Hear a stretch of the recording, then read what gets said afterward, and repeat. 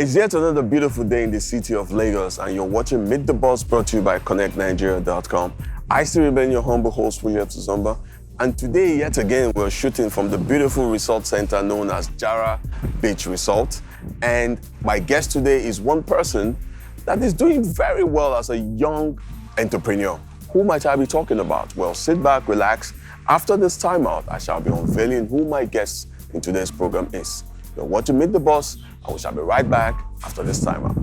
Looking for a business? Log on to ConnectNigeria.com. Welcome back to the show, Meet the Boss, brought to you by ConnectNigeria.com. I did tell you before the short break that we are still reaching you live today from the beautiful Jara Resort Center. And today my guest is no other person than the co-founder of a brand known as Publiseer, in person of Mr. Chidi Nwaogu. Chidi, welcome to the program. Thank you. Good for you to join us today. Good. Now, Chidi, it's a culture or a custom in my program to start the show by telling my guest to introduce himself or herself the way they would want the viewers to know them. So please do us the honors and formally introduce yourself to the viewers back home. Okay, my name is Chidi Nwaogu. I'm a software developer. I'm by profession, but I'm also co-founder and CEO of Publiseer. It's a digital content distribution platform where we help independent and underserved writers, musicians, and filmmakers. We typically target those from low-income communities, and we help them to earn above the minimum wage and live above the poverty line from the sales of their creative works. So how we do it is that we help them to distribute, protect, promote, and monetize their creative content across 400 partner stores. We've partnered with Amazon, Barnes & Noble, Spotify, iTunes, Netflix, iFlix, and the rest, and we help them to protect their content from plagiarism or intellectual property theft. Yeah, and then we help them to promote it so that they can have more visibility and then monetize their creative content. Yeah, fantastic. To receive their royalties on the go. Yeah. Now, Chidi, before we go a step further into what you do at Publisher, let's do a bit of background check. How did this whole entrepreneurship career start for you? Can you give us a bit of background as to yourself? Okay, so entrepreneurship was more like something that was natural. It's not something like I heard someone, doing entrepreneurship and then I wanted to do it. Okay. Initially, I started, my twin brother, I have an identical twin brother, his name is Chika. We started to learn how to code. We started to learn how to develop websites using HTML and CSS at the age of 13. So we knew that we wanted to do something in the sense of technology tech. And so we always knew that it's entrepreneurship that was going to be the next, the go-to thing. And then we first started off by creating a video game development company. That was at the age of 16. So we created a video game called Save the Admiral. It was more like using gamification and AI to teach teenagers like ourselves how the concept of global warming. Okay. And but it had thousands of plays online, but it did not convert to money or revenue for us. Okay. So we decided to discontinue it when we got into the University of Lagos and start something that could actually generate revenue. Okay. And that was when we created a startup called Blackbook. It was like a social network for students of the University of Lagos. But then it got over 330,000 students within 6 months. Okay. And we got covered by TechCrunch. And then we said to ourselves, we have to expand because almost everybody in school was on the platform. And so if we wanted to grow or continue this growth, we had to expand. And then we expanded and we had 1 million users before 3 years. And it was acquired by a Canadian tech company called Godfrey Limited. Okay. And that was during our final year in school. And the next question was, what next? And then we said, okay, why don't we create something, something new? And then we created a kind of a utility, more like an online utility that helped people to say a prayer, very quickly. Okay. Yeah, and then that grew very quickly. Then we actually imagined they had over 200,000 users within 4 months, and it was acquired by a American non-profit company called 10 Dose Charity for 4 times the amount that Blackbook was acquired. And after that, we took some break from entrepreneurship. We said, let us just do something different. And I wanted to be a writer. I was always thinking about what is it to see your name on a book. And my twin brother wanted to be a musician. So we decided to go that different path. Okay. I wrote a couple of novels and then he recorded some studio albums. And it was during that process, that trying to monetize our creative content, that we realized that there was no avenue or there was no sure means to actually help independent creatives to get their work out. Then that was when we said to ourselves, we need to go back to entrepreneurship. And then we started Publiseer to help creatives. What year was this? 2017. 2017. Yeah. Interesting. Now, how has the journey been so far with Publiseer? So initially, when we started Publiseer, it looked more like a lifestyle business, more something that we just create, and it was not something that we thought was going to grow like really big. So we just wanted to just help as many as possible. Yeah. And then we got into this competition by Harvard, in Harvard Business School. And then there was this massive publicity around us. So, and then we had so much sign-ups, so much people joining our platform. And we realized that it was not, because we thought we were just going to help with like 100 or a couple of hundreds creatives, but then we started helping thousands. And then we realized that this stuff is not just a lifestyle business. It's something that can scale, something that can grow. And so far, we became profitable after 8 months. And things has just been looking up. We expanded to, we started in Nigeria, but we expanded to Kenya, South Africa, Egypt, and Ghana. We are trying to see if we can help as much as possible in the creatives that, mostly independent people, because if you look at the statistics, independent creatives, like people that are not signed to a record label or their book is not being published by a recognized publishing company, they struggle to get that visibility, and so they can't even keep a full-time job. They can't keep a full-time job as a creative. For example, you see them, they are musicians at night, but maybe bankers by day. And so they don't put so much effort into creating. And so we're trying to give them that opportunity to focus solely on creating. Where we handle that tedious business of transforming that creative into wealth. At what point did you guys notice that there was a vacuum to be filled in the creative industry? What triggered? What really triggered that button that made you say, no, we must go into this?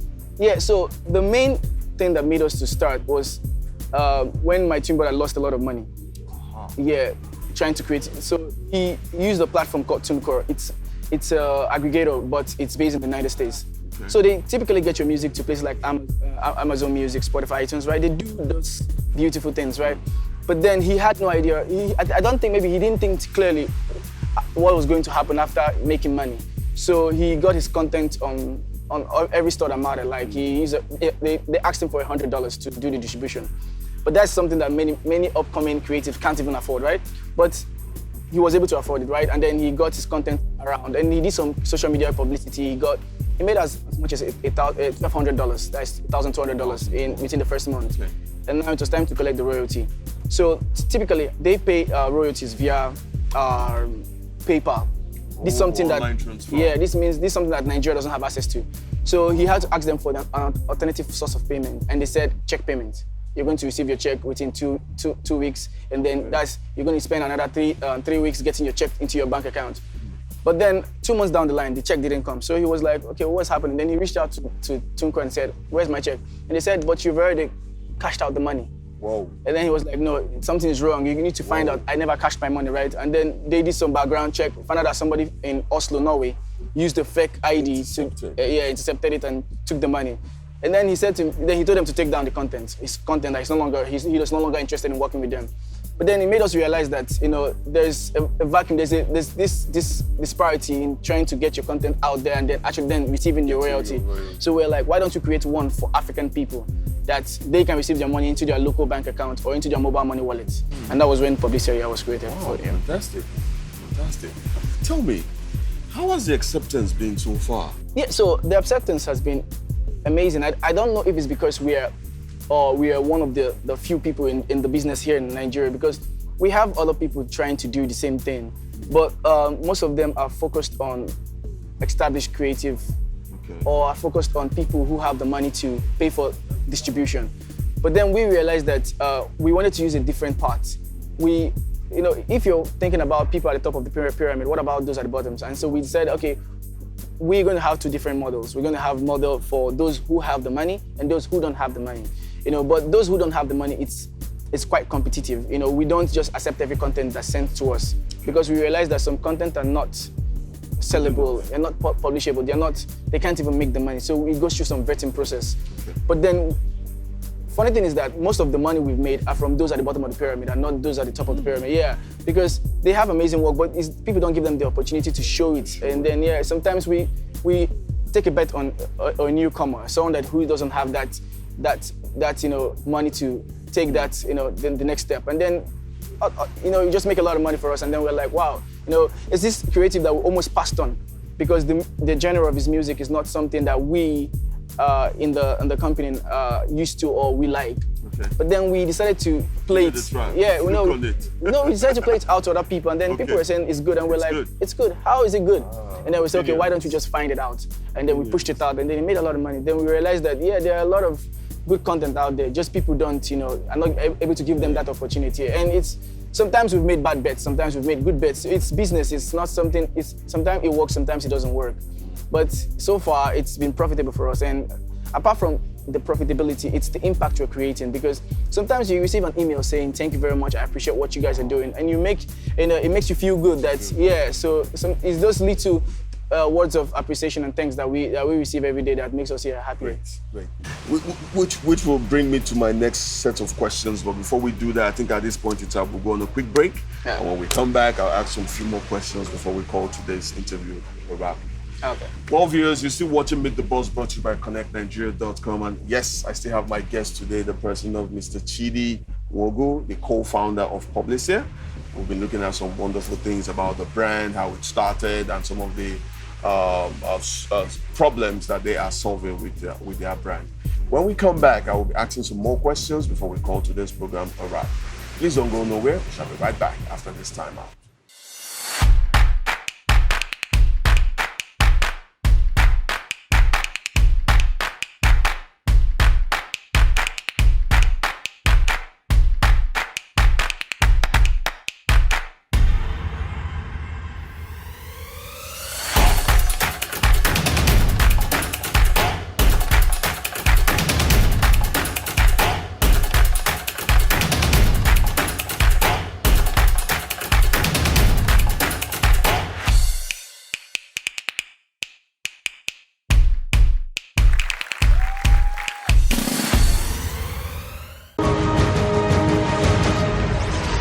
Welcome back to the show, Meet the Boss, brought to you by ConnectNigeria.com, and special shout out to Jara Beach Resort for giving us their location to shoot this week's episode of the program. Now, Chidi, before the break, you were talking about you mentioned something relating to some of the challenges you faced with your brand Publiseer.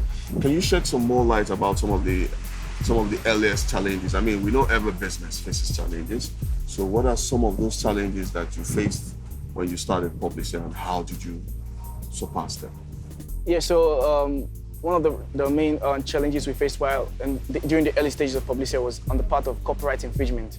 Not in the fact that people infringing our copyright, but the fact that we infringing on other people's copyright. Okay. So, for example, some creators uploaded some content on our platform, like it's theirs, but in the right sense, it doesn't belong to them. It's a book written by somebody else, but it was being altered as theirs. Some people, took some part of some other people's content, put it in theirs and stuff like that. So, and then we distributed such content, and then we get some backslash from stores saying this content does not belong to you, and then the content, you have to take the content down. It was really difficult, at the first, but then we started working with some guys at Google through a program called Ally.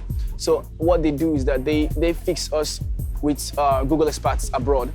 And so they gave us this tool that we use to actually check or to check against content that already exists, and then know if this content we're distributing is 100% original. And that took the infringement problem to a very minimum.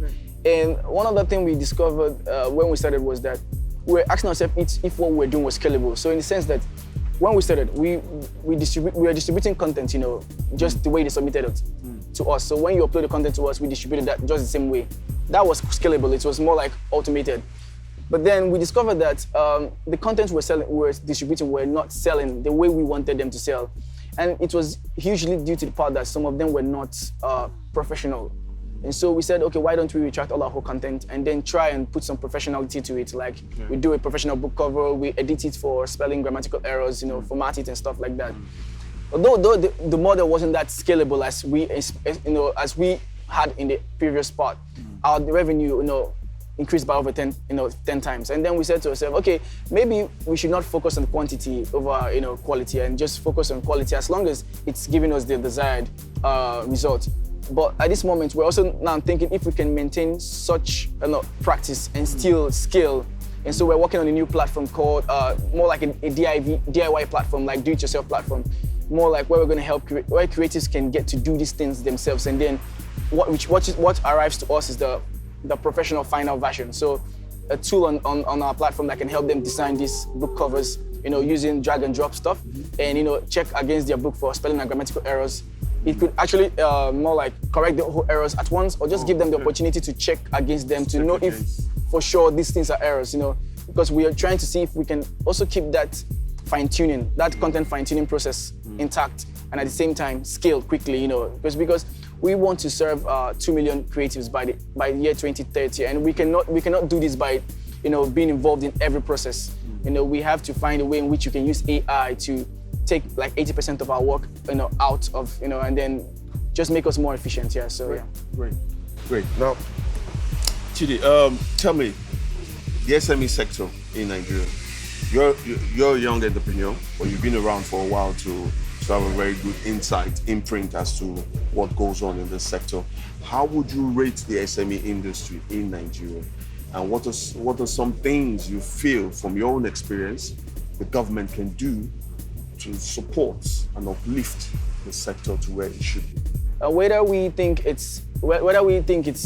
should or they shouldn't, in other more advanced countries like Germany and stuff, it's not what the government does for them that makes them to actually thrive. It's what they as entrepreneurs do for themselves. It's more like an ecosystem, and that's what Nigeria does. That's what we lack. We don't have a proper tech ecosystem. We don't have an ecosystem that supports each other. So, for example, I'm an entrepreneur, and I managed to go through the hurdles and make it. I'm only thinking about myself. I'm not thinking about other people that are trying to get there. And so whenever people ask them questions like, how did you do it? And they always give vague answers that don't really make any sense. Okay. And so, people don't even know how to replicate these kind of successes because nobody's giving them the right information. Right. So if there's a way in which younger or more advanced entrepreneurs can help those behind, just as a way to, encourage. Yeah, more like giving back to the community, because that's what I believe is lacking. It's not what the government can do their best. Sometimes it's not all about putting money into an entrepreneur that matter. It's because sometimes, you put some money into an entrepreneur and then they make a lot of mistakes. The business folds up, go bankrupt. It's that lesson that they learn from people that have been there already. Because, I'm thinking that what the government can do is just only give them money and give them training. But those cannot really tell you or prepare you for what's ahead, because there are a lot of things that are ahead, things that you don't even know that you're going to face. And the only way you can learn these things is by meeting those that have already done it. But if those people are not ready to share information with you, share knowledge with you, you're bound to make those mistakes. And maybe they might be so expensive that you might run out of money and then just die off. So if there's a way in which there's an ecosystem of people trying to help people and not thinking about individuality, more like thinking about other people. That's how America was built. That's how more advanced countries were built. Thinking about other people, the larger community, and not themselves. Then I think the tech ecosystem or the ecosystem for entrepreneurs we thrive. Yeah. Great. Now, what's new for Publiseer? 1, 2, 3 years down the line, what are we to expect from this brand? Yeah. So currently we're working on something called Publisher.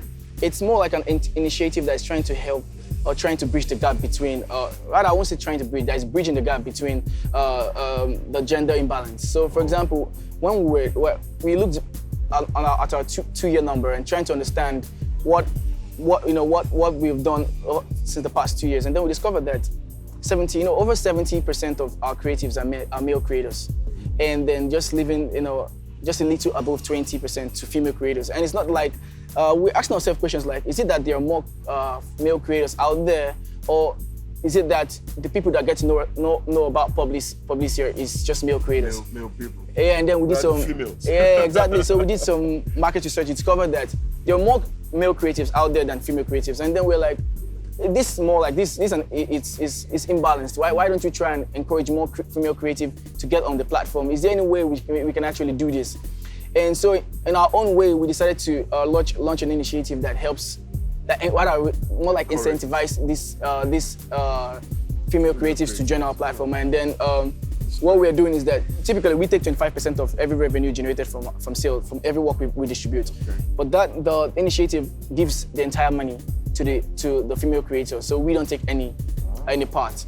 And we don't know how sustainable this will be, but we're trying to give it a try and just see if we can actually maybe to pool, and get more female creators, creating, and so far it has increased. The number is increasing, not as fast as we want, but at least gradually, and it shows progress, right? Yeah. That's good. So, what we're thinking as a platform, what we're looking forward in the next 3 years, it's just continuing what we're doing, but increasing our impact, with the number of people that we're actually able to impact. And that's what we're trying to do. We're trying to create solid impact on the ground and not just speaking about it, yeah. That's good, that's good.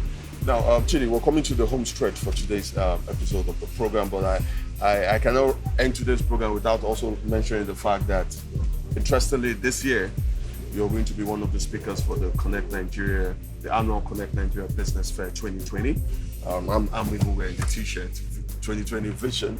So I would like you to tell the viewers what they will be like, what to expect from Chidi when you mount that stage and you talk to the thousands of people that will be in attendance. I discovered something is that most people build their businesses, and they build their businesses trying to promote their brand of their businesses. And we know that 75% of businesses, fail after 5 years. 50% of businesses fail after 5 years, and then 75% of these businesses fail after 10 years. So the question is that what happens after your business fails?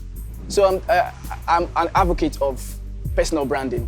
As an entrepreneur or as a business person, you have to have a personal brand that speaks about your person and what you're doing, because that's what's going to remain with you when the business folds up or the business runs out. Because you discover some business owners, after the business folds up, they don't even know what to do with it.